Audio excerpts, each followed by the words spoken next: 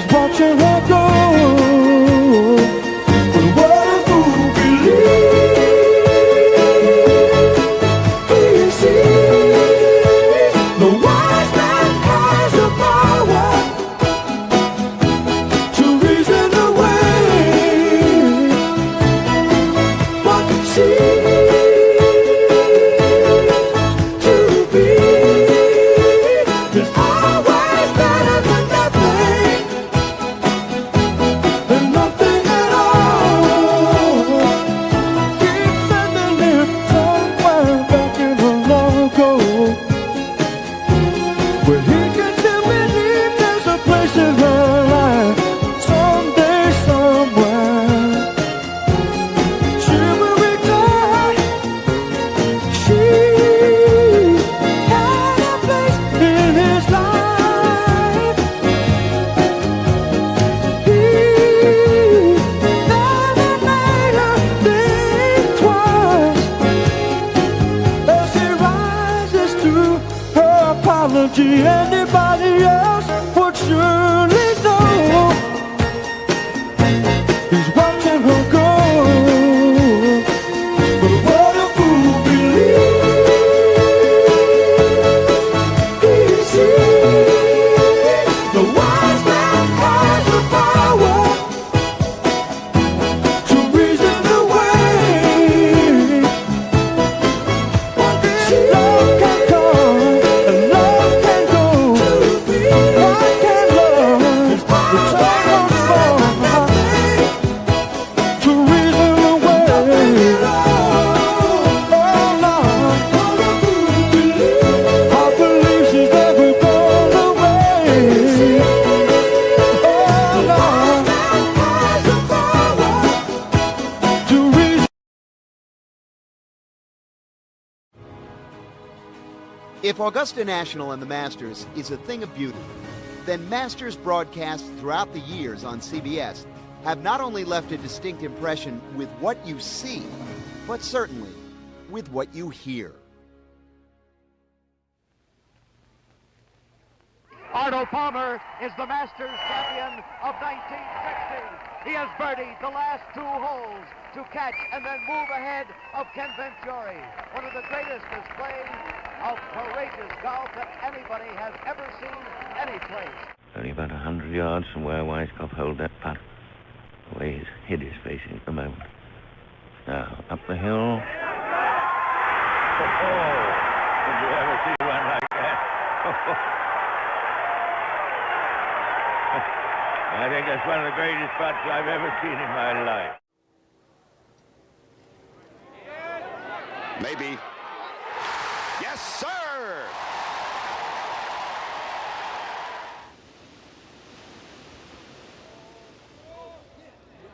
There it is. Can you believe it? Nick Faldo.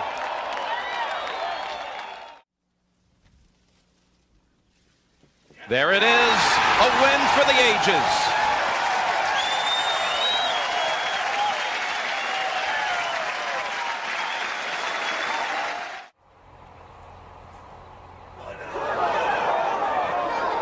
Is it his time?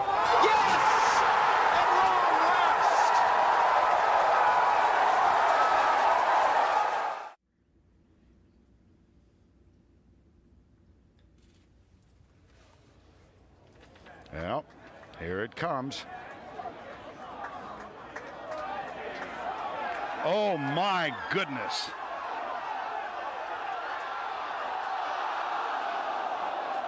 Oh, wow!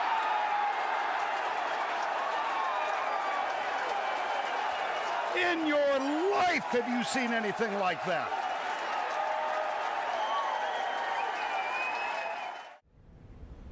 He's 2 putts from victory. Only needs 1.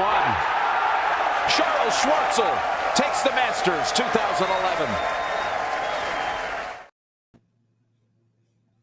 All right, folks, it's Masters Week here on Sports Talk with Chris Heidel. We're not talking about the Professional Bowlers Tour Masters. We got that taken care of a couple weeks ago. But this is the PGA, the granddad. They should call this the granddaddy of them all. You know, just like the Rose Bowl. this should be the granddaddy of all for golf, because it's springtime when everybody gets ready to go down to Augusta, Georgia, and get ready for the Masters. And we know Carl, our friend Carl, if he's watching, he's down there. He lives there. So thanks for joining us this evening here on the program. And let's tell you who we got coming on the show tonight. We're going to do split show tonight. We're going to do the Masters until 7:25, and then we'll be doing before the show is over. We'll be down in great San Antonio, Texas, to get ready for the national championship between the Houston Cougars taking on my brother's Florida Gators. And the who will be the winner. So we have Chris Mascaro, who does the Next on Tee podcast, and Garry Smith will be joining us. I think he probably joined us as well. Yes, he's there. And we also have Julio Cesar Valdera to join us. I think I'm saying it right. Hopefully. So let's bring them all in here. Let's get ready to talk Masters here on the beautiful Monday evening. Gentlemen, thanks for joining us here on the show tonight. Everybody is so excited because it's Masters. I know right now they're dealing with bad storms down there because of the that front coming through, but it looks like it's going to be a nice first round on Thursday. It's supposed to be 76 degrees. So let's go with Chris. Chris, thanks for coming on the show. I know we had you on a couple years ago. I think we had you on. Thanks for coming back on. What's your take on the Masters this year? It seems like it's a wide open field because some of the big names we don't see, like Tiger. We don't see. I think Phil's still there. But who's in the clubhouse? If the Masters played today.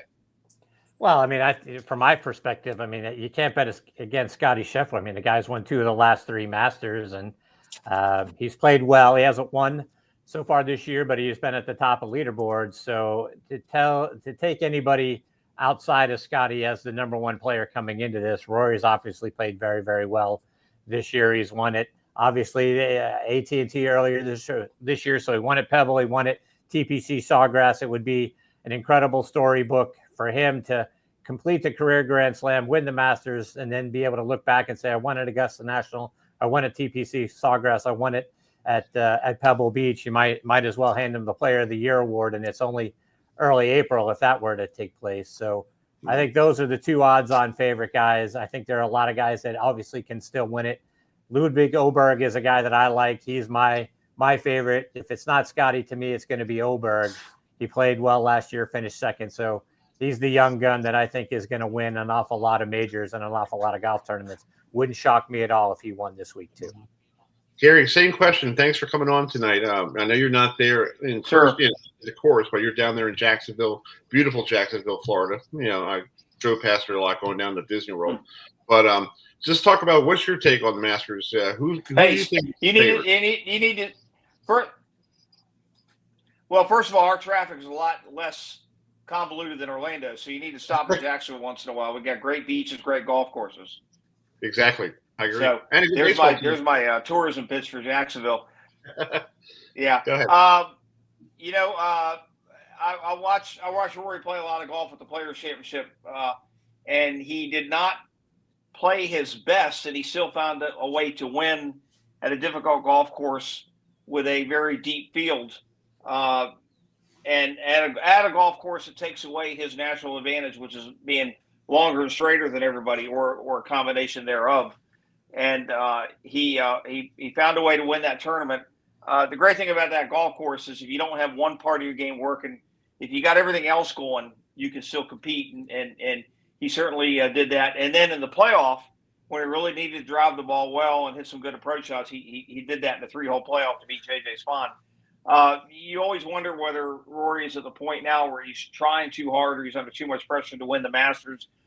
If he'd have won that 2011 Masters when he was right there at the turn and pull hook that drive on 10 into the little cottages they have over there and wound up shooting an 80, it would have been you wonder whether the course of his life would have changed a little bit better.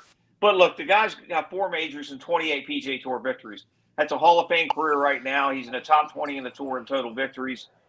It's kind of funny that when you talk about guys needing the career Grand Slam, Arnold Palmer didn't have a PGA championship. Phil didn't have a U.S. Open. Sam Snead had never won a U.S. Open. And but for some reason, if the career Grand Slam is absent of Masters, that is a little bit more pressure on the guy that needs that tournament. There are more examples of guys needing to win another one of these events to win the career Grand Slam. And I think plus there's a history of the European players not only playing well at this tournament, but revering this tournament, perhaps even more than any tournament back in Europe. So, there is such a thing as wanting it too bad, and I think that's the case with Roy. Mm-hmm.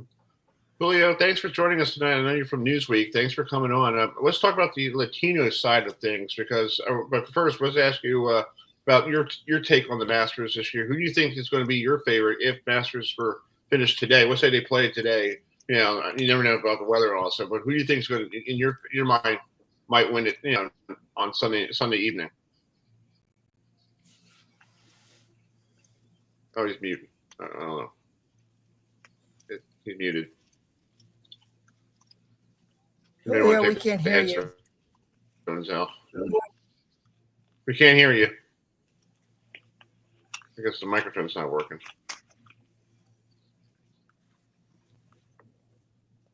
Maybe unplug it or something. I don't know. Well, I'll ask a question. I'll ask a question to Chris and Garry. Okay. I knew we were talking about the Masters, but I want to get your guys' take on the TGL that we saw on ESPN. Throughout the winter and into the spring. Starting with you, Chris, what was your take on seeing a new perspective in the world of golf with this golf league featuring so many top stars on different teams from the PGA Tour? Yeah, so Adam, I think the TGL league, it started off kind of slow. I think they had some glitches, and it kind of dropped the excitement for what the league wanted to be, what they were hoping it would be. And I thought it built over time. I thought it kind of got some wings there after the first couple of weeks, and they fixed some of the glitches they were having with the software. And by the time we got to the end and we got to the championship round, I think it was pretty exciting to watch. I loved that the guys started to loosen up a little bit. We saw a little bit more of their personalities. I loved that, what we saw from Billy Horschel there in the championship and how excited he got, and JT backing that up. I really thought they got some great momentum, and I think it's something that they're going to build off of, and I think it's going to be even better in season 2. Same to you, Chris. Julio. The question we asked you, before, can you hear us now? I don't know. It's on mute. Log in and log out and try again. Hold on. Yeah. So Garry, same question to you. What was your take on the new on the TGL Golf League? We saw on ESPN. From winter to spring. Yeah, I thought it was interesting. I thought the mix of players on each team kind of attracted some people. They spread the superstars out, so to speak. You're right. The first week or so, there were some issues. Tiger had a stock 90-yard sand wedge shot in, and he hit it perfect, and it went 120 yards, which is a simulator situation. And there was some thought about the putting was being affected by that. But as you said, that I think they got some of those glitches out of there. I think we did find out that Patrick Cantlay can hit a shot within 20 seconds. Before they have a 20-second shot lock. Before that, you wonder whether Patrick Cantlay could hit one within 2 minutes. But there's no pressure. So I think that the guys like a Cantlay would just step up and hit it. It was I think anything that brings people to golf that ordinarily might not watch it on TV. In this case, it had a video game vibe. It had an indoor stadium vibe. And I think that's what got the young people to watch it. And whether it's TGL, whether it's Top Golf, or whether it's this 4-score golf with simulators, there have been a lot of surveys that indicate that people who get their first exposure to golf in these type of alternative situations have said about a quarter of them, according to one Topgolf survey, about a quarter of them say that they were intrigued enough to want to try golf in a green grass situation. And if just half of those try it, then I think it's worth it. I think it's bringing people to the game. The content creators, the YouTube golf creators, are another thing that's helping grow the game.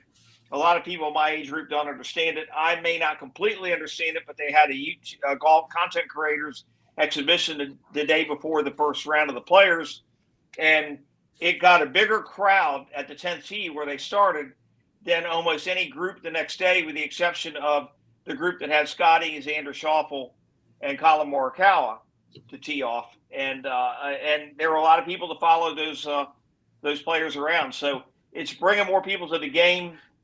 It's bringing people to the game through alternative measures, but that's not important. What's important is that a significant number of people are getting turned on to the PGA Tour game through this. Yeah. All right, let's bring Julio. Julio, can you hear us? No, it's not even working. His mic's not working. Okay, let's try the phone thing. Okay, hold on a second. It's not working. He's having problems with the mic, so just call me. Well, Go ahead, Matt. Go ahead. So, Go ahead, bud. yeah, so Chris M, question for you. By the way, happy Monday at the Masters for everyone. This is Masters Week. I gotta say, this is my favorite time of the year. I like the shirt you're wearing, Chris. I'm decking out in the Masters gear as well. So who do you think is the hottest golfer right now, and who do you think is going to win? Do you think it'll be Rory? Do you think it'll be Scheffler, or do you think it'll be someone else? Well, like we were talking about at the top, I mean, Rory is certainly the hottest golfer right now. So I think, from a, who's coming in on a heater, well, that would be Rory. I think, to Chris's point earlier as well, I mean, I think there's a lot of pressure that is on Rory right now. I mean, right, he's going there trying to win the career Grand Slam. All eyes are on him. So, and he's not played the Masters awfully well the last, 2 of the last 4 years. He's missed a cut, and he seems to struggle in the first couple of rounds, and then makes a nice run like he did a couple of years ago in the final round to get in, finish in tied for second with Morikawa. So I think Rory is the sentimental favorite. I think he is the guy that comes in with the hottest set of clubs. I think that to beat Scotty Scheffler, though, at a place where he's won 2 of the last 3 of these things is what, where the pressure is going to come from. He's the guy to beat. In my mind, Scotty Scheffler is the guy to beat. He's number 1 in the world for a reason. And like I say, when you've won 2 of the last 3 of these things, that makes you the guy that everyone needs to be gunning for. Rory right behind him. But like I was saying, I think to me, the guy that I put my money on is Ludwig Åberg. I think that guy's got a mountain of talent. I think, he finished second last year, had kind of some bad breaks that happened against him in the back nine on Sunday, but that's where this thing starts, as we all know. So I think he's going to learn from that. And I think, he's the young gun. He drives the ball straight and far. He's figured out the greens already. So I think he's the guy that I think, if it's not Scotty, it's going to be Ludwig. So, and that's that's a good analysis. I'm glad that you brought that up. So with, I know Thursday is going to be, I believe, in the mid to upper 70s in Augusta, but then it's going to be unseasonably cool the rest of the weekend. So what kind of effect do you think that'll have with these golfers and the scores? Yeah. So, I mean, to your point, right? I mean, the ball flies shorter when it's colder, right? So you certainly don't want to, be the guy that's way in the back of the pack come Saturday morning and you got an early Saturday tee time, and now you're trying to make a move on moving day when it's cold. That's certainly going to play against you, right?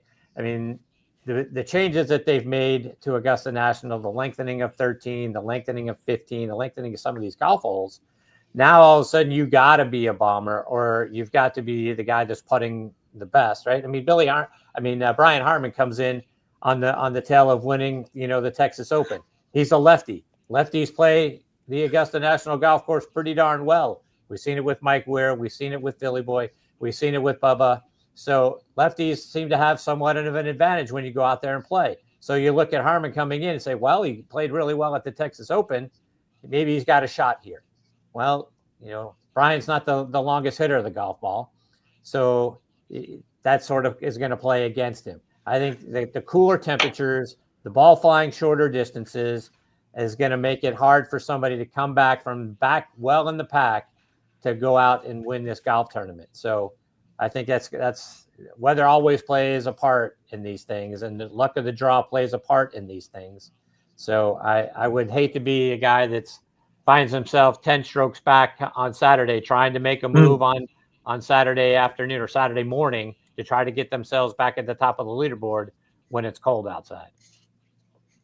And just one last question. Have you ever been to Augusta to a tournament? Oh, for sure. I've been to Augusta National every year since 2001, except for the 2 COVID years. The November playing when nobody was allowed out there, and then the following April when only my good friend John Patrick from the local Augusta radio was allowed out there. He was the only credentialed person that year, but I've been on property every year besides those 2. Well, I have to say, I have to ask, how have you been able to get tickets every year? Well, sometimes I've got good friends, and sometimes I've gotten lucky in the ticket lottery, and sometimes I've just paid a boatload of money to get out there. So it's sort of a mix of those things. But it's my favorite place on the planet, and I wouldn't miss it, for almost anything. Now, I was out there this past Saturday for the finals of the Augusta National Women's Am, so I saw that, and that's sort of been the path of least resistance over the last couple of years. Those tickets aren't quite as expensive as the practice round or certainly a tournament proper round, but I've been to a Thursday, a Friday. I've been to the par 3 on a Wednesday, and I've been to a bunch of practice rounds on Mondays and Tuesdays. So just very lucky. All right, Matt, we got Julio on the phone here. He's all the way over in Spain joining us here on the show. So Julio, the question I asked you was, if the Masters was finished today, who is your favorite for the Masters if the tournament ended today? Yes, and first of all, sorry for the technical issues. I don't know what happened here. Oh, it's okay. It happens. Don't worry about it. About the Masters, I think Rory McIlroy is the guy who everybody needs to look out in this particular edition of the Masters. I saw him in these first 5 tournaments of the PGA Tour for him, winning 2 of them, and I think he's in an excellent position to finally win his first green jacket. Of course, the elbow issue that he said he had after Houston, it could be a problem for him. It would turn down every odd he has in this tournament. But if he is healthy, if he recovered of that issue he has with the elbow, I think he's the main favorite, the heavy favorite for this tournament. Of course, always counting with Scottie Scheffler, the defending champion. He has won 2 out of the last 3. But I think McIlroy it's one step ahead of Scheffler in this case. Okay. Chris and Garry, do you have a question for Julio? Because I know he's over in Spain. Do you have a question? You two have any questions for him? Well, I would ask Julio. Well, taking a look at. How about a? Hold on. Oh, go ahead, Chris. Go ahead. I was just going to say, based on how well Sergio Garcia has played out on the LIV Tour so far this year, winning a couple of times, being in the top 5 a couple of times, a guy who got the monkey off his back a few years ago and winning a Masters, do you give him an opportunity to come back and actually win a second time? Did you hear that? Absolutely. Okay, go ahead. Yeah, absolutely. I think Sergio is playing almost better than ever. He himself has said that that his best year was 2008. But I think right now he's in a great position. I don't see him winning the Masters, but I don't ruling out completely. Because as you said, he's great. He has won a couple of times in the past few months. He's right now number 3 in the number 2 in the standings, in Leaf Golf standings, and mostly he is desperately trying to go back to the Ryder Cup team. And a good finish, let alone winning, a good finish in Augusta would work very good for him in that quest. I mean, looking for go back to the Ryder Cup. Okay. Gary, you have the last question. Go right ahead, big guy. What do you have for Julio? Yeah, well, Julio, I guess everybody's happy in Spain that we have another Spaniard who won at the Masters, and Carla, who played a great tournament. I'm just wondering, is the reception for a woman winning at Augusta National close to the same as John Rahm or Sergio winning this?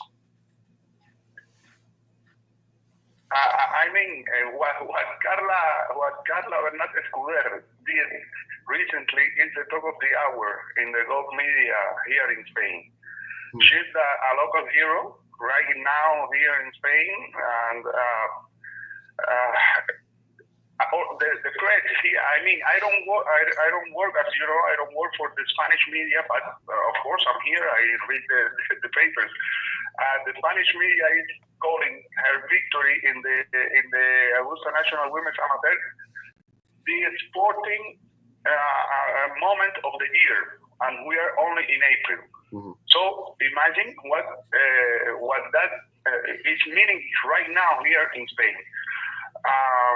Of course, for her,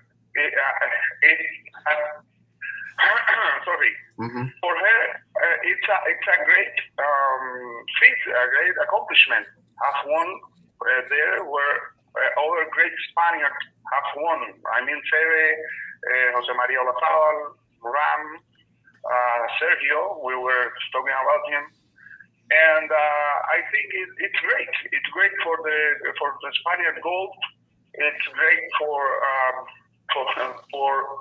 the new generations right here in Spain that are seeing how not only Carla but other I think 5 Spanish girls that were in the field that finished well. Like I think 2 of them finished in the top 10, so it has been great. I see. I mean, John Rahm is one of the top contenders. I think personally for this edition of the Masters. That would be also very, very important for the Spanish golf. If he can contend, not like, unlike he did last year, where he finished, I don't know, tied for 45 or something like that. Okay. Hey, guys, we're up against the clock here, but thank you so much for coming on, Chris and Gary and Julio. Thanks for coming on from the great country of Spain, and I hope you enjoy this Masters week. And Chris, enjoy your good luck with your podcast. And Gary, thank you so much for coming on. You bet. Thanks, fellas. All right. Thanks, Julio. Thank you. All right. See you. Bye. Thanks, guys. See ya. All right, guys. See you. Okay. Wow, guys. Christian M, the best week ever is right now. Monday at the Masters. And the funny thing is, the cool thing is that we're international flavor. Yeah. Well, yeah, and it's called. There's one question I didn't get a chance to ask them, but I'll ask you guys this. Do you think we'll ever see Tiger Woods compete at the Masters again because of all his injuries? I say no. Not. I say no. I think well, compete. Yeah. Well, yeah, I think he'll compete again at the Masters. Okay, because he does have a lot of injuries, but it's like but But Chris, it's now time to talk college football. Yes, we're going to talk some college football, spring football, and all this stuff is working around this great state. You got Towson doing their thing, and let's bring Coach Wilson in from our good friend from Morgan State University. So, Coach Wilson, thanks for joining us tonight. And how's spring ball going? Hey guys, thanks for having me. Everything's going well. We're in practice 8 now tomorrow morning, and we look to finish up next week. Trying to stay healthy, get some good quality reps with some of the new guys that we have in the program, and get ready for fall camp. Yeah. Talk about the new players. What do you like about the new players? Because you got all these transfer portals, people coming in, coming out. What do you like about the new players? I think the coaching staff did a really good job getting guys that fit the needs that we had, as well as just good character guys. All those guys came in, worked hard during the winter conditioning period. They're grasping the playbook, pretty fast, and they're running around and competing. A lot of positive energy, a lot of positive support from one another right now. Whether it's guys at the same position or different positions, you can kind of see those guys gelling with the guys that had already been in the program pretty good right now. Mm-hmm. Last year, you guys had a great. I think you finished 500, 6-6. Not bad. Better, a good season for you guys. You had some tough losses. You lost to Towson. On a close game, and you beat Hampton University the first game of the week. Of the year, but you handled. It seemed like you handled your business at the end of the season, except for a tough loss to South Carolina State on a Saturday afternoon at home. But you beat a good Howard team, and that guy, the coach for Howard, used to be the coach at University of Miami, and is a good friend of ours too. But just talk about the way you finished the season. Is that going to help transfer for the first game of the year against South Alabama? In the team from the Sun Belt. Well, 2 different seasons, but it's always good to finish the season with the win. The reality is our 2024 team will never play another game together. So now, therefore, we're dealing with the 2025 Bears. And so we're getting everything together, so we will be prepared to play South Alabama down there in late August. So I think it's good to end on a good note. However, I don't think the 2024 season has any impact on 25. Right. Matt, you have a question for Coach? Yeah, Coach. So what lessons did you and your coaches and team learn during the 2024 season? The biggest thing is, just one play at a time, one game at a time. We have a very tough non-conference schedule.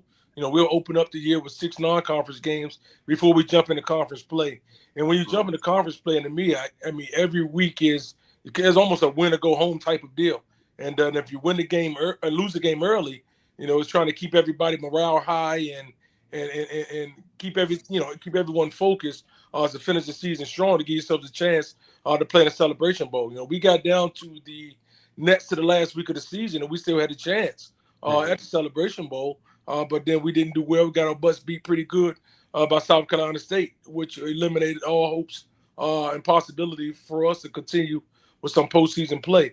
So the biggest thing is just to make sure you treat each week and each day, each game, one day, one game at a time.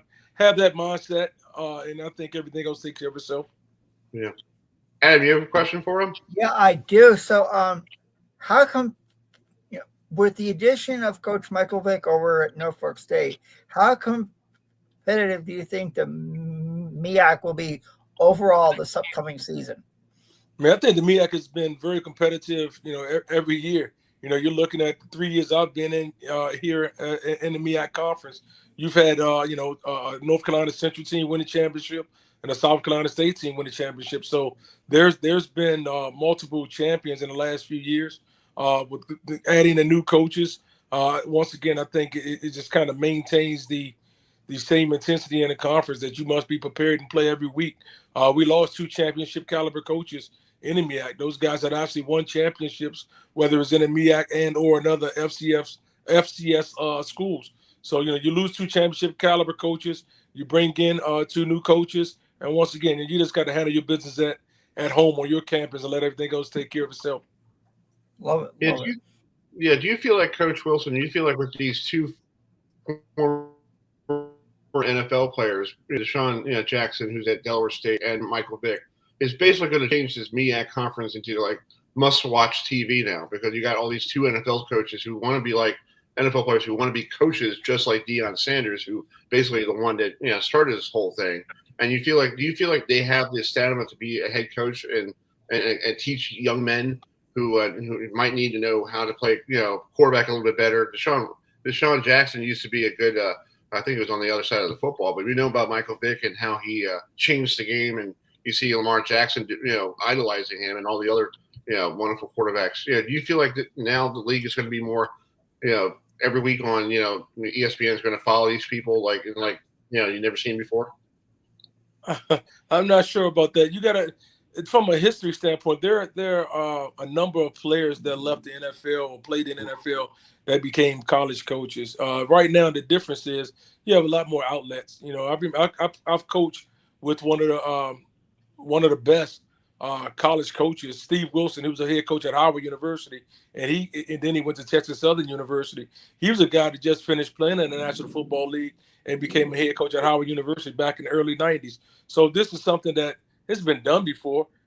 There's some guys had some success coaching before after their playing careers. I just think we have more media outlets that's covering it now. But at the end of the day, Michael Vick nor Deshaun Jackson will throw a pass or catch a pass in the MEAC. So, you still have to, buckle down and we have to coach each week and prepare our teams. But as I said, we had 2 championship caliber coaches just leave the conference. So the conference was in pretty good shape before those guys joined the conference. But yes, with the additional set of eyes on the conference because of the social media and the podcast and everything else that's going on there. Yeah, sure. That's cool. Matt, you have a question for Coach? Oh yeah, Coach. So this upcoming season, just like as a prediction, like who do you think? Well, like how do you think you're going to do, and what are your preliminary goals for the season? Like I said earlier, we just want to get better and win the day. Win the game, win each day. That's the biggest thing. I mean, at the end of the day, everybody wants to have an opportunity to be talked about in mid to late December. But we got to follow. It's a process. You can't get to the end of the season until you attack this offseason, the spring ball, winter, summer conditioning. And so we have a long way to go before we start talking about the end result or the desired end result. We just want to focus on winning the day and get better each day right now and bringing this team closer together to make sure we all understand what's been asked of them on and off the football field. Exactly. Well, Chris, can I just ask one more question? Go ahead. Okay, so Coach, how are you guys navigating this world with the transfer portal, with players going and leaving and like just playing one season? How are you navigating that as a coach and a team? I mean, you're almost looking at each year as his own team. You can no longer mentally think as a coach, hey, I'm bringing this guy in as a freshman. And by the time he's a junior, he'll be ready to roll. No, you have to bring guys in right now with the intent to contribute with some way, shape, or form.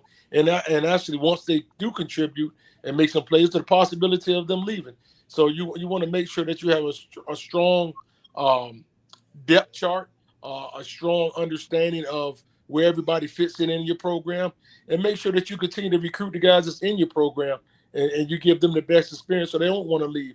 We have a number of great things going on within our program and on our campus. We're renovating a few facilities. So we want guys to come to Morgan State and want to be at Morgan State and stay there the whole 4 years until they graduate and possibly pursue a master's. But it is a different landscape. We're not heavy in the transfer portal. However, we will bring a certain amount of guys each year from the portal if they're going to help us be successful. Exactly. Hey, Chris, I have one more question. Yeah, go ahead, Adam. What would it be like for you and your team to play in the legendary Circle City Classic against Miles College out of the SIAC at Lucas Oil Stadium in Indianapolis, Indiana this year? That's going to be a great experience. I've never played in that facility. I've been there before. I've never played in the Circle City Classics, and I heard a lot of great things about the opportunity. We're playing a very good Miles football team, the Division II program, but their championship Division II program, and there's not much difference at all with regards to great quality Division II programs in FCS football. So we must be ready to roll when we do play Miles at the Circle City Classic. But it's an honor to play in that game. The guys, I'm quite sure, will be looking forward to it. It's a top flight event, and it's just great to represent the conference in a venue like that. Yeah, it's going to be great for you guys. And also, we can't forget the Battle of Baltimore between our good friend Coach Shimmer and you. So I guess we got to maybe Matt and I should go to see you guys for that game on September 6th. If it's a night game, I could do it, because I have a new work schedule. So if it's a night game, I could definitely go see it. So it's definitely be a night game at Hughes Stadium, at Morgan State. Definitely be a night game, and that is great for the community, a great atmosphere, and I'm looking forward to a good football game on September 6th. That's cool. Well, Coach, thank you so much for being such a good friend of the show, and thanks for being such a – don't worry about last week. Everything all got confused with all that stuff, but we love having you on anytime. But we'll get you on when the fall camp starts and the first game against before the South Alabama game. That'll work, guys. Thanks a lot now. All right, buddy. See you soon. All right, Thanks, Coach. All right, that's Coach Damian Wilson, who is now the head coach at Morgan, who Matt and I used to do – I did Bowie State football with Jamie Moore and myself, and we had one of the guys from Bowie State. It was fun. Don't get me wrong. It was great to see, a different league and all that stuff. So it was pretty cool. So we're going to wait for our preview of the folks. The Orioles taking on the DBacks tonight out there in beautiful Phoenix, Arizona. And I know our friend Dan DeTora went to see his beloved DBacks last week up at Yankee Stadium there, guys. It was pretty cool. And he there was a picture on Facebook, Adam and Matt, and I don't know, Adam, if you saw it. I commented, he looked like he was upset about something, and I said, did somebody steal your hot dog? I saw it. And then he goes, no, I'm not going to pay $80 for that garbage. I'm like, okay. Wow. Yeah.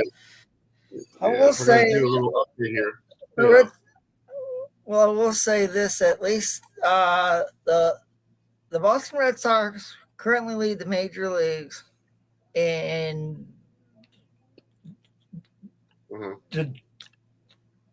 doubles. So, yeah, that's the only bright spot I have between the Red Sox and the Atlanta Braves, because I know it's early in the season, but right now it's and I will say that,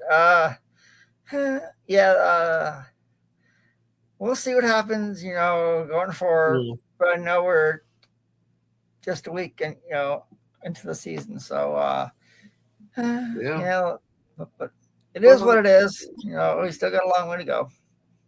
Yeah, well, your Red Sox put a hurting on the Cardinals last night, and I know. Thank goodness. I know, with all the doubles, and they swept the doubleheader from the Cardinals, and they hit a lot of doubles.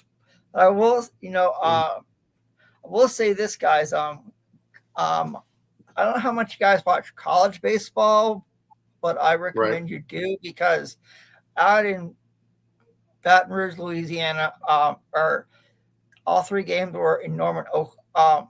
I will say this regarding college baseball. I told you this, Chris, and you couldn't believe it. Folks, over in Norman, Oklahoma, the Oklahoma University baseball coach, Skip Johnson, he is a fan of bowling.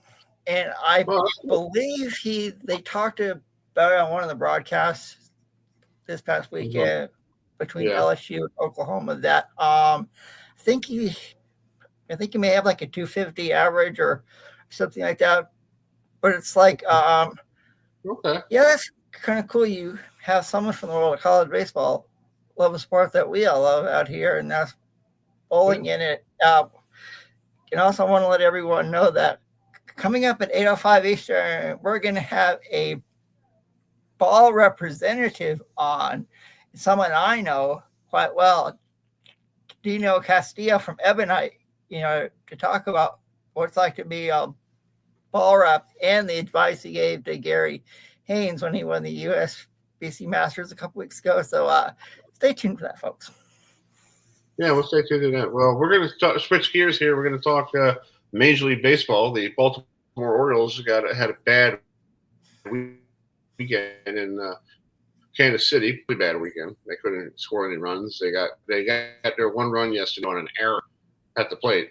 So they lost to the Kansas City Royals 2 out of 3. But now they're going to head out to beautiful Phoenix, Arizona to take on the Diamondbacks. And let's bring in Freddie Ledbetter, who is a big Orioles fan. Like I'm a big Met fan. So, it's always good to have a big Orioles fan. Hopefully why is it not coming in? Hold on. Have problems with the internet here? I don't know. My thing is not working. Hold on. Why is this internet doing this? Oh, no. Hold on, guys. We'll try to bring this in here.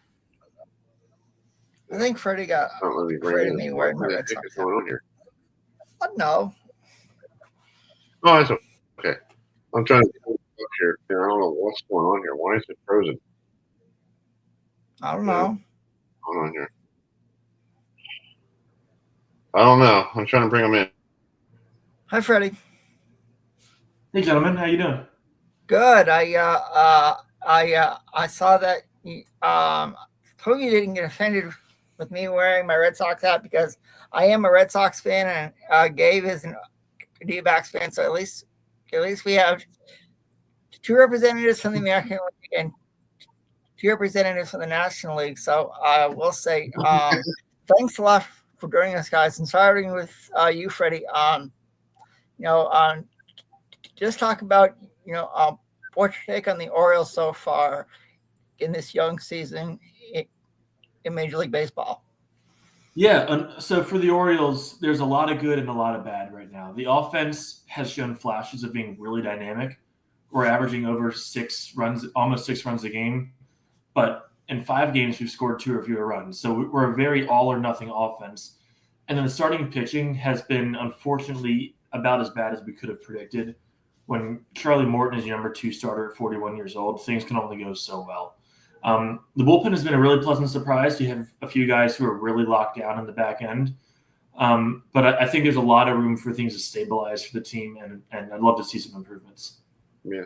Let's talk to Gabe, who represents the folks at the Diamondback Dispatch as a podcast that you can watch on SB Nation or you're on. So, Gabe, thanks for joining us tonight. And how's the weather there in Phoenix? Is it better than here in Baltimore, 40 degrees and really crappy outside? Yeah, it's about 90 today, I think. It's not too bad. I believe they should be able to open up the stadium. So the ball should be flying, which is good, I guess, for a stagnant offense. Just like Freddie said, I think right now the D-backs and the Orioles are kind of facing similar issues. The starting pitching has been kind of a disaster. They have well over a 5 ERA, and the offense it started off very good, but stagnated in the last couple of games in Washington. Yeah. Well, let's talk about tonight's starting pitchers for the Orioles and D-backs. Eichen is going to be pitching for the Orioles, and Gallen, who basically pitched against the Yankees the other day, pretty well up in the Bronx. So let's talk to you, Freddie. What does Zach got to do to because right now he's like technically the ace of the staff, but not really. Right. So how do you get somebody to become the ace of the staff? Because you have Rodriguez on the DL, you got what's his name, Kyle Gibson still trying to rev up and wherever he is down in Florida, getting himself ready because I guess he already practiced or something. He might be coming up soon. Yeah. So they need pitching and they need a great outing from him tonight. And the bullpen's kind of weary after a tough weekend in Kansas City. Yeah, and so you're right. Zach Eflin is our de facto ace right now, and being the ace of the Orioles is not a terribly high bar to clear. Let's be clear about that.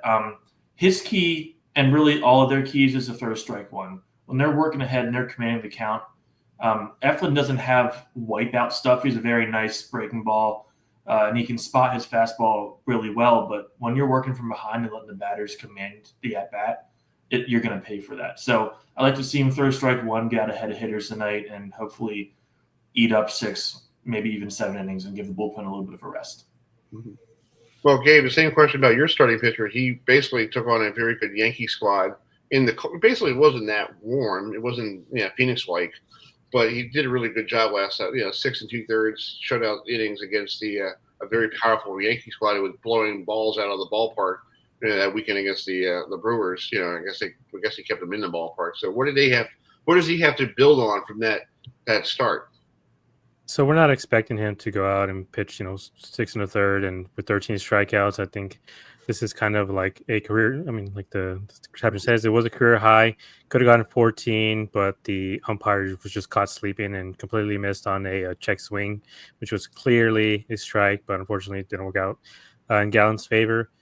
But with him, I think the main thing is just the fastball. He's been having a lot of command issues with the fastball. He had it last year. He had it a little bit at the end of 2023. Just trouble with locating, and with the curveball that he has and the changeup, it plays so well off of that fastball. But when he's not on it and he's just missing his spots, all the teams have to do is just wait until he throws that curveball, and hopefully it gets just enough of the zone so they can slam it for, hard doubles or even homers. And I think that's where he got in trouble against the Cubs in the opening series. But he said that, Kaplan, the pitching coach, the new pitching coach that we have, he said that he found something. He felt that he could unlock something that could make his delivery of that fastball more consistent.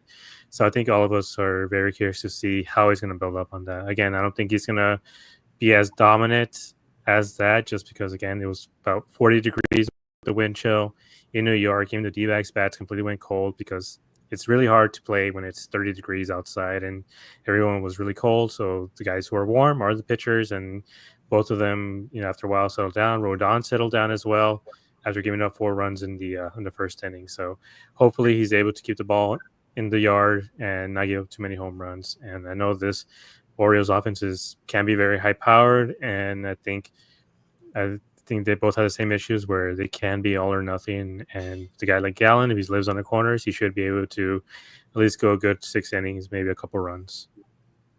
Yeah, the last time the Orioles played the D-backs in Arizona, it was 2023, Freddie, right? It was I got a little clip there of this, last game against the D-backs, and it was a decent, pitching by, it was that Japanese pitcher that the Orioles had. But they lost, the last in the bottom, the top of the ninth. They got some runners on and they couldn't put them across the plate. But now you're going to Arizona after spending a whole weekend in cold weather Kansas City. They might get the bats formed up, but then you come back to Maryland this weekend, and I guess you played against. I think you have Toronto on Friday, or Thursday or Friday, and it might be cold. So this time of year you get hot and cold, not like you spent the whole month of February and March down in Sarasota. Yeah, and I think the Orioles are really looking for an opportunity to get the power back. We've hit 1 home run since Sunday, the 30th of March, Wow. which is so uncharacteristic. And, of course, we were in cold Baltimore. We were in the cold and rainy Kansas City. We're looking forward to getting to Arizona and watching the ball fly a little bit. I think when you come back to Baltimore, and whenever you're in an environment that doesn't really conduce itself too much to the home run ball, you just have to try not to do too much. Take the ball the other way, work the count, foul pitches off, and make the pitchers work. So I think the Orioles, if they can adapt their approach depending on their surroundings, that's going to get the best bet. Yeah, it's funny. It's Cedric Mullins, when he had 2 home runs on opening day, I was like, wow, 2 home runs, and he leads the team in, and drove in 11 runs, But you had, Adley Rutschman, who hit 2 home runs, and right away, 2 days later on the radio here in 105.7 here in Baltimore, is he up for MVP? I'm like, folks, it's only been 2 games, folks. Come on now, give me a break. You can't win the MVP after 2 games. I think you got to win the MVP when you get to July and August when your team needs you. And I know, and Freddie, this, and we see I'm here in Baltimore. Adley struggled in the second half. Didn't realize he had a broken hand, and I guess he didn't set right or didn't do right or something. Now that's all healed. I think now he's probably ready to, show the people that he can hit the ball. Yeah, Baltimore is so ready for a red-hot Adley Rutschman. He hit 2 home runs in the entire second half of last year. I thought he was a little bit out of shape, to be perfectly honest. I thought he kind of got a little bit high on himself. I think a lot of the team did last year. And so when we see that opening day that he had, it kind of vindicates that we think he went back and he worked hard this offseason. He reset his mentality, and now he's ready to go. So we see immediately the fruits of that work. And we say, okay, this is what he was waiting for. Now it's MVP Adley. And, of course, baseball fans overreact to the opening series every year. It's a tradition like no other. So I think that's just partially wishful thinking, but also we know how good Adley can be, and we know that he's hard on himself after last year. So I think we're looking forward to a really fired up Adley in 2025. Yeah. Gabe, let's talk to you about Colton Carroll. You know, this is his third season with the Diamondbacks after a great rookie year, and then last year was kind of like off a little bit, but now he's now in his third year, and he was tearing it up in Washington over the weekend. You know, so I guess he might be got that focus now on probably getting better now he's home against the Orioles. Yeah, Corbin Carroll had a really good series, and he's had a pretty good season so far, especially compared to last year when I think at this point he only had maybe one hit. He had quite a few walks, and I think he hadn't even struck out, 10 games into the season, but really, really struggled to put the bat on the ball, put some power. And so far this year, he's had the power. He's been able to get into doubles and triples. He hasn't really stolen so far, which is something that we'd like to see, but he's had a pretty good year so far. And we're just hoping that he can keep up this production because just like the Orioles, we've had some injuries. We had an injury to Ketel Marte, and he's going to be out for, as of right now, I don't think the team has said exactly how long, but Torrey said he might be out weeks. So right now, the main guy who's going to have to carry this offense is Corbin Carroll, which he did last year when Ketel Marte was hurt as well. He had an amazing August. He won the National League Player of the Month in August. So maybe he's not going to be able to replicate that, but we're hoping that he can have a really strong month so he can hold it tight in the meanwhile Ketel gets better. But yeah, I think he should be due for a really good series at home. I think this pitching staff of the Orioles, especially Charlie Morton coming tomorrow, I know at times the D-backs can struggle with guys who throw 89, but sometimes, they're able to take advantage. And I believe it's 3 right-handed pitchers in a row, right? So he should have a lot of play time. We should have a lot of play time from the other left-hander batters like Alec Thomas and Josh Naylor, I think, is looking for a breakout as well. That's true. Adam, you have the final question for Pick. Sure. So Freddie, I was looking at some of your followers on X, and one of them is a former Baltimore Orioles standout. Now he's a broadcaster with the team. What's it like to be followed by legendary broadcaster and pitcher Ben McDonald on X? I mean, I've talked with him on there before. Former LSU pitcher, #1 overall draft pick. So how cool is it to be followed by Ben McDonald on X?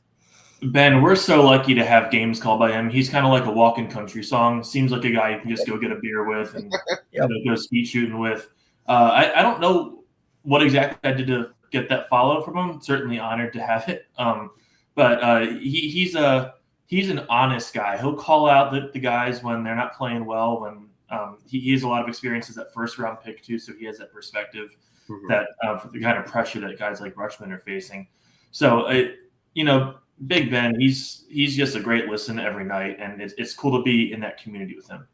Yeah, cool. For me, it's called. I love watching college baseball. I remember when Adley Rutschman was in college, and Ben McDonald, I believe, called a few of his regional games, and Ben McDonald calls a lot of LSU baseball for ESPN and the SEC network. So I always enjoy it, and I will say that I'll find a way to watch this 3-game series because I'm an overall fan of Major League Baseball, even though I have on a Boston Red Sox hat. But it's nice to talk Major League Baseball now. It's springtime is here, and which only means one thing: it's Major League Baseball. And I want to say thank you guys for coming on, and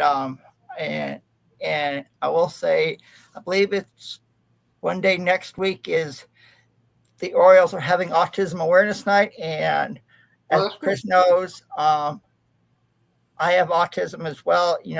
This is Autism Awareness Month. So pretty cool what the Baltimore Orioles are doing, honoring people with autism with Autism Awareness Night. That's cool. That's awesome. Gabe, before I let you go, talk about your podcast. You're part of that DBacks Dispatch. What have you guys been doing? I know you guys have been doing stuff after the game. What's going on tonight after the game? So I just want to bring up real quick, Adam. So the DBacks are having autism awareness night on Friday night. This night, I actually work for a school for kids with autism, so they're having like a little, fundraiser, I believe there. So, everybody should go out and check that out. But yeah, so for us, we record every time after a series. If there's breaking news or something big happens, we will go live. We have emergency podcasts all the time. But for the most part, everyone can rely on 2 podcasts a week from us. And it's me and two other great guys, Brad and Brandon. They very knowledgeable about baseball. They both huge DBacks fans. And it's a really fun time. And we love having, the active chat going because it just makes it so much more fun. So we can either have the good times or we can all vent and scream into the void. Yeah. And Gabe, we have a guy we know in Syracuse. His name is Dan Tortora. He's a big D-backs fan. Maybe I'll give you his email and maybe you could I could get him to get you on his show because he loves his D-backs no matter. He told me he likes the Yankees, but I looked at him the other day. I'm like, dude, you're a D-backs fan. What's going on here? He's from Syracuse and he loves the D-backs because he went to the World Series a couple years ago when nice. I'll hook him up to you. Okay. Yeah. All right, cool. Thank you. All right, buddy. Freddie and Gabe, thanks for joining us tonight and enjoy the game tonight at 9:40 Eastern time on Masson here in Baltimore. And at 6:40 out in beautiful Phoenix, Arizona. And I went there one time. It's hot. Don't get me wrong, but I enjoyed it. It was cool. Yeah. Yes. Thank you very much. All right, buddy. Thanks, see you guys. Bye. Thanks, guys. All right. That's Gabe from the DBacks Dispatch and Freddie Ledberry from he's a big Orioles fan. So that's really good to have these guys on to talk Orioles baseball and DBacks baseball here on the program. Coming up at 8:15 here on the program, we'll be getting ourselves ready for the big national championship game. And before we do that, let's play the clip from the other night where Houston shocked the world. So poised. See if they inbound trap and maybe give it. If Houston, do you foul right away? Yeah, maybe. Pitch? Long one. James, knock away. Knipple. Back outside. Proctor tosses it up. It's no good. The dream remains alive for the Houston Cougars. A furious comeback to knock off Duke and advance to the national championship game. I still can't believe it happened, Chris. And I was like, well, they're having issues down in Durham because they're trying to figure out what the heck happened. That's what I'd like to know because they don't blow leads like that. When Coach K had a lead, it's been a lead, and they go into the final, the national championship game. That's the first time they blew something above 14 points, and everybody down there in Durham's trying to figure out what the heck is going on around there. But it's not Coach K anymore. It's Coach John Shire. Yeah, Shire's team, and Shire is probably going to work on it and get better. But anyway, we're going to talk to tonight. We have a gentleman who's down there right there on the floor of the Alamo Dome. Our good friend Chris Gardner, who does the Houston Roundball Review Media Group, who we had him on a couple of years ago. So he's actually going to be covering that game tonight between the Cougars and Gators. And they haven't. And the funny thing is, Adam, I was doing some research on this. These two teams, they haven't played each other since back in the 70s. Wow. Yeah, they played once in beautiful, in Gainesville. And Houston won both of them. So pretty crazy. So we'll do that at 8:15. So let's switch gears here. Adam, you want to bring this gentleman in? Yeah, I will. So, folks, we've never had a ball representative on our show before, but it's time. And if you watched the USBC Masters a couple weeks ago, you saw this gentleman give the winner, Garry Haynes, some advice to go kiss his wife. Well, it worked. And Garry Haynes won his first career PBA Tour title. And he's no stranger to the lanes because not only is he a ball rep, he has bowled on the PBA Tour as well. So joining us now, representing the brands of Ebonite, the one and only DINO Castillo is joining us. So DINO, thanks so much for joining us tonight. I'll see you in Akron next Wednesday night.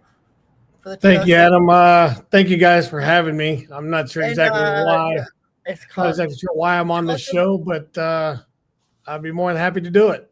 Yeah. Well, we So just want to talk to somebody, who's a ball rep, because we see a lot of this stuff on TV, and my girlfriend asked me all these questions about different types of balls and all that stuff, and we'd never talked to a ball rep before. I think it'll be cool, and we see you guys on Fox talking to Dave Ryan in the year, like, hey, I was bringing over Garry Haynes. Garry, what's going on? Let's talk to your ball rep. Yeah, So how's it cool having?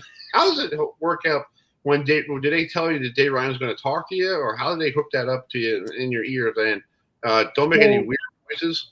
So at the beginning of the show, they decide like who's going to talk on behalf of the players that are on the show. So anytime that the Brands of Brunswick guys are on there, it's going to be me, myself, Mike Wolf, or Jason Wojner.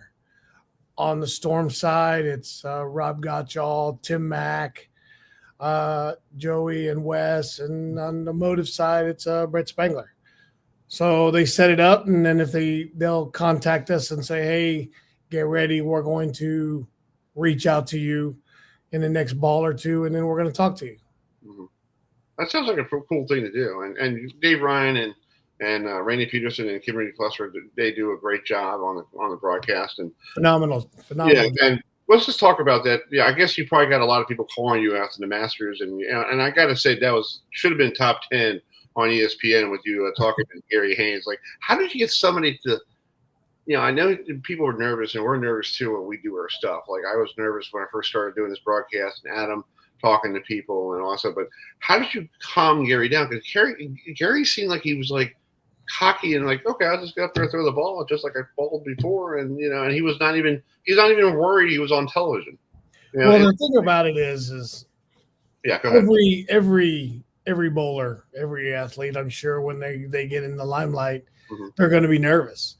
I deal with so many players. We deal with so many players, and they're always saying, they're fine, they're fine, they're fine. When in reality it is I mean, you're not really human if you're going through this motion like it was nothing.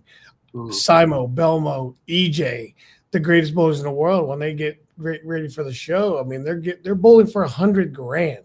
So they're going to be nervous. Garry, on the other hand, I mean, he was probably the most nervous that I've ever dealt with, that probably anyone's ever dealt with. He couldn't. I don't think the reality had set in, because when I talked to him, he's like, oh, I'll be fine. I'll be fine. He came in on Saturday. He got to experience the lights and see what everything was going on. And he was as calm, as collective as you thought a person could be. When he came on the show, it was I think reality finally set in. He's like, oh my God, I'm on the lights. I'm on Big Fox. What is going on? And then it was, oh, I just got to let go of the ball. I just got to get my feet under me. I got to get my release down. I can't.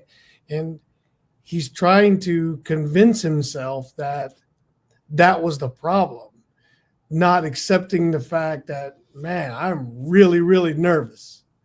So, and I tried everything. We tried different balls because on the side during the show, there's lanes he can practice.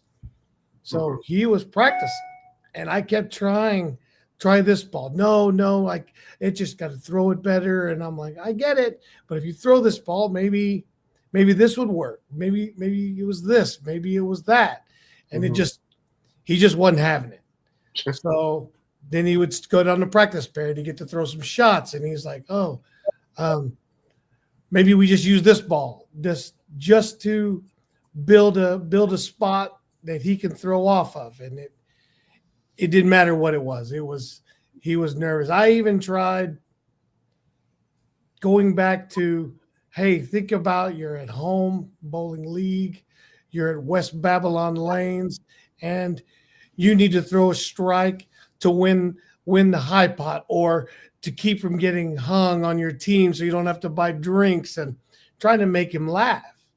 So I was trying to calm him down, and he got on the lanes in the first game, and it was panic. It was let it go. Just let it go. And he couldn't let it go. He just kept locking up into it. I was like, man, so by the late in the 7th frame of the first game, I said, man, you got to pry it off. Just let go of it. I don't care if it falls off your hand and you get 3 off the left. I really just need you to get comfortable and throw it. And he just couldn't do it. So at the end of that first game when he lost, I called his friend Mike Martell, who had been helping him. I said, hey, man, I need you over here. What do I tell this guy? Because I've never really worked with Garry. I mean, at the Masters, there's 400 people, and chances are there's 100 of them to maybe 150 of them are staffers. So I'm not going to get to work with all of them. So Martell was like, well, just time to get his feet under him. You get his shoulders straight. I said, man, I tried all that. Sure. So it was so I said what I said, right? And I'll tell you one of the reasons why I said what I said was he and I had a pretty good talk on Saturday, just kind of getting to know him. And it got a little intimate with the discussion that we had, and it made me look at him and watch and say, oh, seems like a really genuine guy that maybe loves his wife. I was like, so I thought to myself, man, maybe he go talk to his wife or something. So when I finally pulled him aside in the 7th frame, I said, I don't care what you do. All right. I go, do me a favor. Walk over there, call timeout, look at your wife, give her a kiss, tell her you love her, and everything will be all right. And the purpose for that was I needed him out of his head. I needed him out of anything he can think of bowling.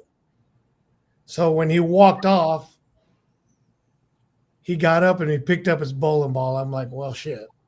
All right, this didn't work. And then he threw a terrible shot and went Brooklyn. And he went over to his wife, gave her a kiss. And I'm like, at that moment, I got pretty emotional. I'm like, oh my God. He did. He did. And then he absolutely threw the best shot he had thrown. Yeah. And I'm like, oh my God, this is nuts. I'm going crazy. Mike Martell and I are staring at each other going, what the hell just happened? Well, then Simo finishes 9th and 10th, gives him the opportunity. I can't watch.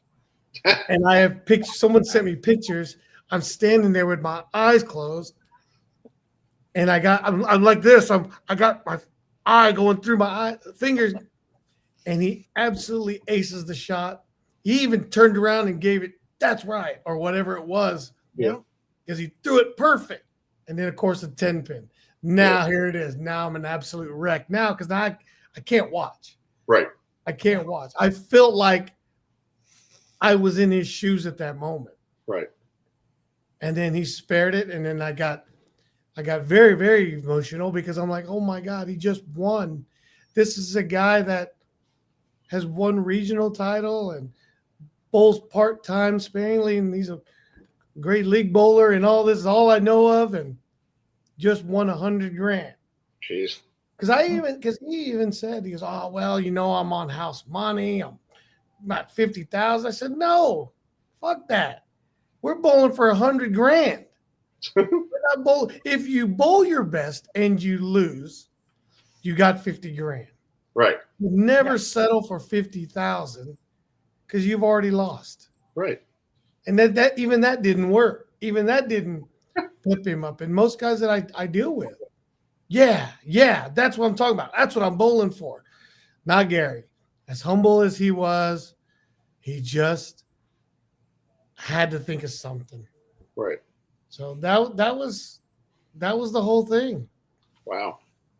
Because he seemed like, to me, he was like, because I'm from Oceanside, New York. So I was looking up at West Babylon, New York is 28 miles away where I was born. I was like, well, that's pretty cool. A guy from Long Island, I'm from Long Island, won a championship. And I'm looking down research going, who was the last guy who won a championship from this great state of Long Island, New York? Because, it's from where I'm from. And it was I think it was Brian Leclerc. I think he won one back in 2010 or something. Brian Leclerc won a senior event. I think the only one like in that area would probably be Mike Fagan. Okay. He was from Patchogue. Okay. But anyway, there's a guy from Long Island. To me, he felt it was pretty cool because my area is, finally got noticed on TV. Except for, when I was a kid growing up, we had to go to Garden City and watch the Pro Bowler Store in Garden City, New York. Great bowling center, Garden City Lanes. I love it. Yeah. But to me, it was great for me for being a guy from Long Island. Going, wow, I guess my little area is getting noticed on TV, and and I saw videos of Garry coming back to his center the day after, and they threw him like the greatest party you ever seen. It was unbelievable. Yeah, it was like cake and food, and he walked through the door and he was carrying the trophy like this, going, that was you're going league, dude. Good for him. That was unbelievable. Yeah. Unbelievable.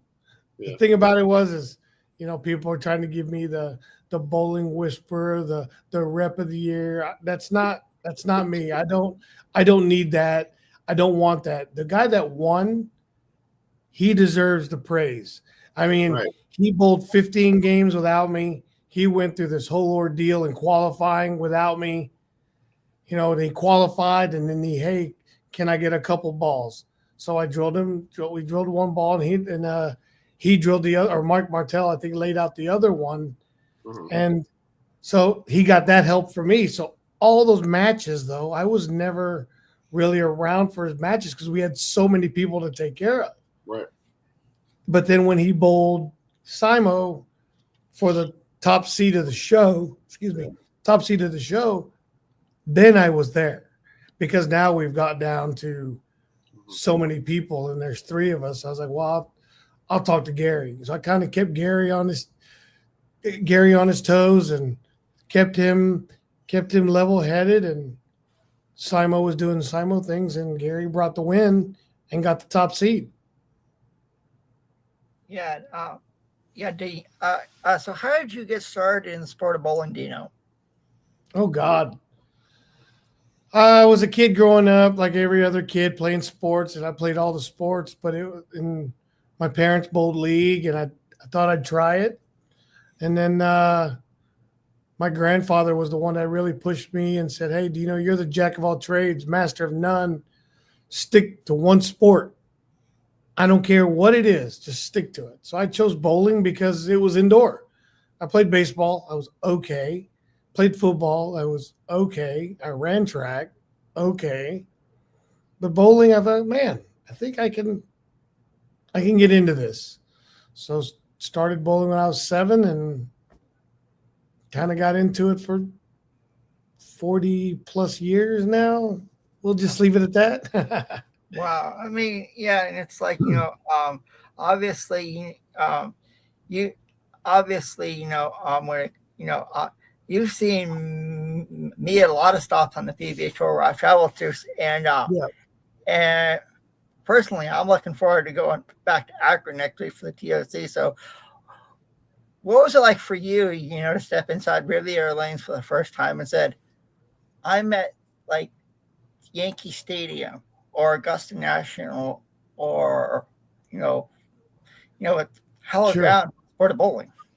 Well, when I went there, it was 2005, and the first time I'd ever walked in, I'm like, this was pretty much the ideal bowling center historically, the nostalgia of everything going on. And I was a little bit in awe, and I'm like, oh my God, this is where Tournament of Champions is held. This is where I've seen the greatest of the greatest win and lose in every possible way. So to walk into Riviera is an unbelievable feeling. To the bowlers nowadays, they don't understand the nostalgia that I grew up with, me, the Chris Barneses, the Tommy Jones, Bill O'Neills, to see that,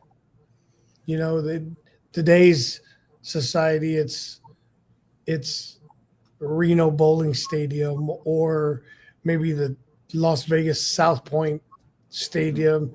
That's cool to them. But to me, it would always be Riviera. Yeah, I can't wait I can't wait to get back there next Wednesday night. I'm actually flying into Cleveland next Wednesday night and taking an Uber from Hopkins International Airport in Cleveland down to Riviera Lane so I can go catch the rest of round 1, and I'll be there for round 2 and round 3, and then of course Saturday and Sunday. And I can't wait to get back with you guys after watching all year. And it's always a pleasure to hang with you guys, talk bowling, see the best in the world compete, and it's Easter week as well, so it'll be special. I've already had to hear it from my wife. I know. I didn't go, DINO, because I had my girlfriend, and I said to her, like, can I go to TSC? She goes, it's Easter weekend. I'm like, oh, I guess my mom will be really upset I'm not around. Yeah, I understand. Yeah. Well, DINO, thanks for coming on tonight. I know you're out there in the Players Championship out there in beautiful Michigan, and I hope to see you on Saturday or Sunday on Fox or Fox Sports 1. And keep up the good work. And thank you so much for coming on. And thanks for giving your cool insights of Garry Haynes. And hopefully, you never know, Garry might be on television on Saturday. You never know. Hopefully we get somebody else new on there. But I'll do my best. And look for me. Hopefully on Saturday and or Sunday. All right, man. Thank you so much, and enjoy the rest of your week there. Thank you guys for having me. I appreciate it. See you next Wednesday, DINO. I see you. Bye. That's DINO Castillo, who was the Ebonite ball rep for Garry Haynes, and we had to talk to him because it was a cool Kodak moment. Yeah. It was one of those classics. Let's jump into our preview of the big national championship game coming up in basically less than half an hour, almost. Yeah. So we'll tip off at 9:50 8:50 here in the East Coast, 7:50 in beautiful San Antonio, Texas, and we have Chris Gardner on the phone with us from the Houston Round Ball Review, who is there in beautiful San Antonio, Texas. So, Chris, thanks for joining us tonight. Talk about the vibe down there in San Antonio. You got Houston and Florida, and people didn't think Houston was going to be here tonight after they thought Duke and Florida were going to be the last two standing, but I guess Duke fell apart in the last couple minutes of the game, and Houston stole it from them. The vibe is excitement. It's intense. A lot of Cougar Red here in the building at the Alamo Dome, mixed with some orange and blue from the Florida Gator fans. As a Houston alum, I'm going to say I picked Houston and Florida to make it to the finals. I did too. One of the few folks who did not pick Duke and Florida to make it. Yeah. But we could say the same thing about Florida. Texas Tech had them beat the last 2 minutes. Florida did what they had to do to win. They came back and won. Auburn had Florida down at halftime, and Florida came back and won. So both these teams have shown that there's no deficit too big for them to come back and get the title game. Yeah. Well, there's going to be some history tonight. LJ Cryer could be the first player ever to win 2 national championships in his college career, one at Baylor and one tonight, hopefully, again with Houston. And you can't imagine it in this day and age with the transfer portal and all that stuff that's going to happen. But now that's basically the new normal. It is. And he may not be he'll be the first, but he may not be the last one to do it. Mm-hmm. He's going to have to lead the team, locked in like he was on Saturday against Duke. If Milos Uzan struggles again to make shots, it took him a while to get going Saturday, but he came through down the stretch. If 2 of those 3 Houston guards shoot well, they have a great chance to win tonight and beat Florida. Right. Matt, I know you're a big guy here in the college basketball March Madness. I know you're really upset with the tournament this year, but just talk about your take of this game tonight. My take is I think it's going to be a great matchup. I think it's going to be a close game. And if you look at how both Florida and Houston won, they both were trailing. They both had to come back to win. Okay. And they both were trailing by a good amount. Florida was trailing by as much as 9, and Houston was trailing by as much as 14 in the second half. And even Houston was even trailing by 6 with 35 seconds left in the game and pulled that game out. So I got a question for you, and that is, talk about Houston's tenacious, unrelentless defense. I mean, they had an a defense that I've never seen before against Duke. Okay, 35 seconds left, trailing by 6, and they won that game. And they didn't just win it by 1, they won it by more than 1. And also against Gonzaga, Gonzaga was making a ferocious run to go ahead and to try to upset Houston in the second round. And again, Houston put that tenacious, ferocious defense against them. So talk about Houston's defense. It's cliche to say a lot of programs use the word culture, but it really is. The Houston Cougar culture is built on toughness, grit, defense. They learn it starting in June. Coach Sampson, when he evaluates players to join the program, he likes his big man to be not very tall, not too tall, right, 6'8", 6'9", but long arms, have a lengthy wingspan, but can move their feet laterally and guard on the perimeter. So that's what you see. Their loose ball drill is famous for how tough it is, but coach only uses it like in June or July, and then kind of gets rid of it once the new guys learn how tough they have to play to beat the Cougars, and it's just who they are, And one issue that was a problem for Coach Sampson in the game against Duke is Duke was stopping their first shot, but they got second chances, and that's one thing that bothered Coach Sampson. And around that 10-minute mark, the players, the staff, whatever, took upon themselves to limit Duke and held Duke to just one field goal the rest of the game. That's true. Yeah, and I think that, and for Coach Sampson, he might get his chance to win his first title, and people don't give him credit as a great coach. Yes, he had his stumbles at Indiana, and all the throughout his career, and plus he was in the NBA. But I think tonight, if he wins his first title, I think it'll be one of those magic moments for him, because he'd be excited that he finally won one after he worked really hard to change his image, because everybody had that bad image of this coach. And it will also be his 800th win of his college coach career. Wow. If he wins tonight, he acknowledges he made mistakes in the past at Indiana and Oklahoma.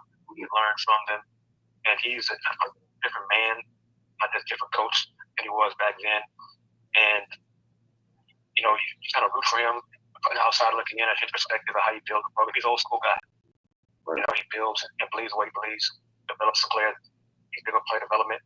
He's not really big in the transfer portal. He's added, one really impact player each of the last 2 years. He's not going 3, 4, 5, 6 guys out of the portal.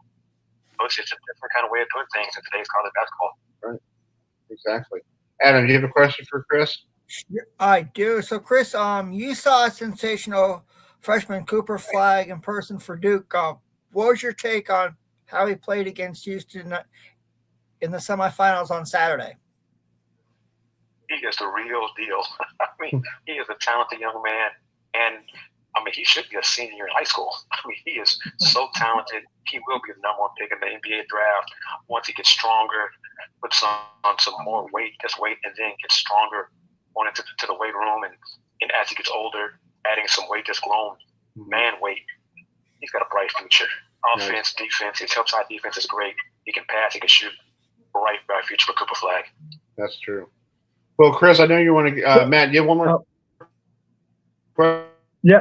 Yes. Yeah. Can I ask just one more question? Go ahead. Okay. So if wait, can you hear me? Yeah. Go ahead. We can hear you. Go ahead. Okay. So if Houston pulls out the win and everything, what will this mean for Sampson's career and also the University of Houston and the players? It'll be their first championship in UH history. These players will go down and score more as the first to win national championship in men's basketball. Coach Sampson will just stamp his statue on campus with the title today. I'm kind of going back and forth if he'll retire if he wins today. I don't think he will. I think he believes he can have a chance to win it again next year with the talent coming in next year. He's got the second ranked class coming in next year to go with Emmanuel Sharp and some freshmen did not play this year. So he's got a lot going for him. The players want to win it for Coach Sampson. The staff wants to get enough Coach Sampson. Coach Sampson is not really big about himself. He wants to win it for the program and university. So hopefully it works out for them. Hopefully it's a great matchup and a good game and not a blowout by halftime. I hope so. I hope it's a good game, and hopefully Houston could win, and Coach and Kareem Olajuwon could be on the court I saw the video of them stopping in there. I'm like, come on, that's the man from Slabs Limb Jamma. Yeah, come on, you got to put him on the court. Come on, you don't know this tall guy. Come on, you know what are these people doing? But hopefully it'll be a great night for Houston. Hopefully it's a great night for Florida and basketball. Hopefully this will be a great game for folks that stay up and past their bedtime and watch this game. And maybe tomorrow morning we'll be struggling, when we have to go to work tomorrow trying to figure out what's going on because we're tired from this game. But Chris, thanks for joining us tonight from beautiful San Antonio, Texas, and enjoy the game, man. I know you're excited, and I know you're an alumni of Houston, and this must be your biggest night of your life. So good luck. Thank you very much. Thanks for the invite, guys. I appreciate it as always. All right, man. Talk to you soon. All right, you take care. I see you. And and Chris and Adam, do you know who else is an alumni of Houston? Yeah, Jim Nance. Jim Nance, yeah. You're absolutely correct, Adam. The legendary Jim Nance. Yeah, I saw him at the Final Four, Coach Krzyzewski, and I was like, wow, Jim Nance is all decked out in Houston Cougar gear, and he's an alum. So, I mean, I'm thinking, here's the thing. The team that gets out in the lead first and, is like leading by 4, 5, 6, maybe more, I would be very hesitant to really be in the lead because the 2 Final Four games, the leaders are lost. The people or the team that was trailing came back to win ferociously. So it could be another win like that, It could be another win to where the team is trailing by 8, 9, 10 points, even the second half, even with maybe 3 minutes remaining in the game, and then they come out and win because we've seen both of these teams have really tremendous comebacks and their defense really step up. So I'm hoping for a great game, close game, and who knows, we could see a buzzer beater. Don't remind me. Yeah, you never know. We had one a couple years ago. I think the last time they were in Phoenix. Well, I think the last buzzer beater was that Villanova Carolina game. Don't you dare see that game. I remember that game I remember that game back of my hand, and when Villanova sunk that shot, you want to know what it did to me? It as Billy Ray Cyrus once sang, it broke my achy, breaky heart. So oh boy. So I mean, if you guys don't know, I live in North Carolina, and I love my Tar Heels. So it's like, but I will give you my prediction on who wins the national championship tonight. Okay. It pains me to say this because y'all know if you look behind me, I love Florida State, but I have a lot of friends who are alumni of the Gators. So my Final Four pick is.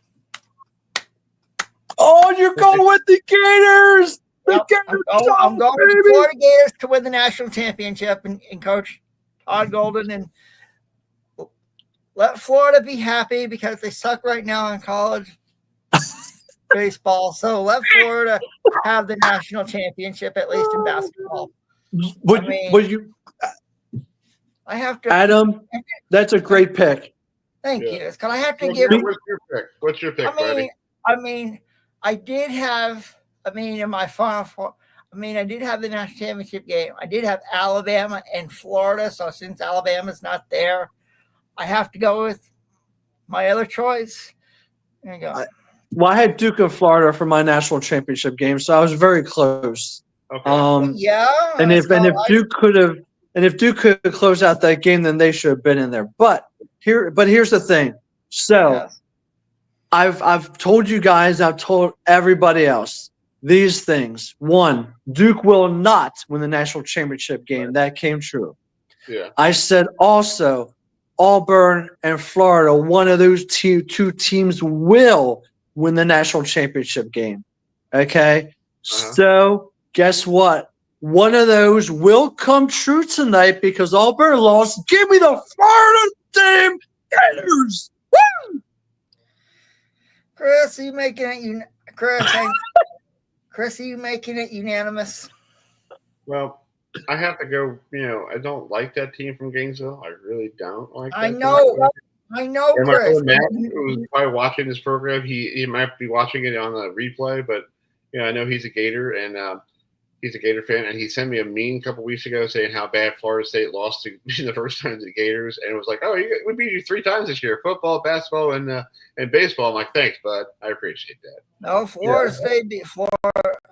Florida State beat Florida. Yeah, next time around, but the first time around, there was the. I know that. I know that. Yeah. So Chris, who are you picking? It's hard for me to go, but I guess I have to stay in the family. And if I don't say the Gators, and I'll root for the Gators because it's my brother, because you got blood is thick when you're in family. Yeah, But I one thing for my brother Matt, if he's watching, yes, you'll win the national championship game tonight, but your Florida Gators football team is going to suck. Okay. Thank all right? you, Chris. We're going to pound you like you've never been pounded before, because Coach Novell is coming back, and we're going to take over the state of Florida. And mark my words, on April 7th, 2025, the Noles are going to be back. And yes, I got to go with the Gators tonight, but yeah, but Chris, it's only 19 Saturdays. This coming Saturday for college football. I didn't give them the bird, okay? I didn't want to give them the bird because this is a family show. But I know that, but read it. Chris, you might receive a phone call from your brother Matt later on tonight or tomorrow saying, Chris, we need to talk. Bring it on, man. All right. We're going to wrap it up here tonight. And right now, the Mets are winning 1-0 over the Marlins at the top of the 5th. Our next show is going to be next Monday night. We're going to do it at 7:30 so I can get home and relax a little bit, because I have an 8 to 5 schedule now. So, let me relax for that. But we'll leave you tonight with a movie that came out on this day in 1989. And we're going to leave you with a classic clip from that beautiful movie. Before we go, I want everyone to enjoy the best week of their life with the Masters. Go ahead, Chris. On this date in 1989, this movie, the Major Leagues, the movie was released. So here's a clip from that great movie. And I see you guys next Monday night at 7:30. So go Masters, enjoy the Masters, and enjoy the NCAA tournament. Thank you.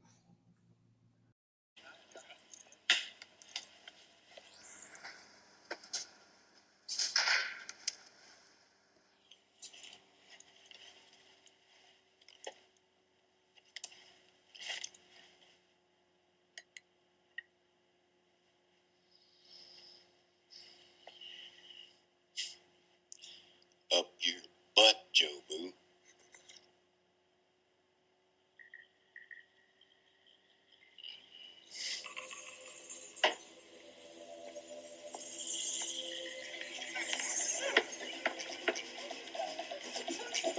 Yo, bartender, Joe Boo needs refill.